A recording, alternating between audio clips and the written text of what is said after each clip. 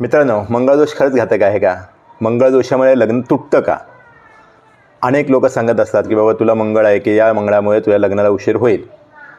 पण खरंच यामुळे हे असं घडतं का? अनेक लग्न या मंगळामुळे का तुटली जातात?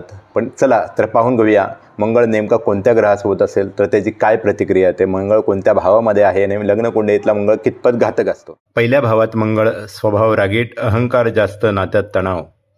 चौथ्या भावात मंगळ घरगुती वातावरणात भांडणे, मानसिक अस्वस्थता. सातव्या भावात मंगळ वैवाहिक जीवनात संघर्ष, पार्टनरशी वाद.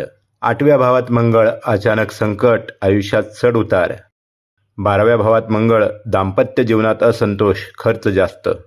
मंगळ शनी योग असेल उशिरा विवाह, कठीण स्वभाव. मंगळदोष न पाहता लग्न करणे आणि नंतर समस्या. म्हणून घाबरू नका, योग्य मार्गदर्शन घ्या. संपूर्ण माहितीशिवाय कोणताही निष्कर्ष काढू नका. प्रत्येक मंगळदोष वाईट नसतो.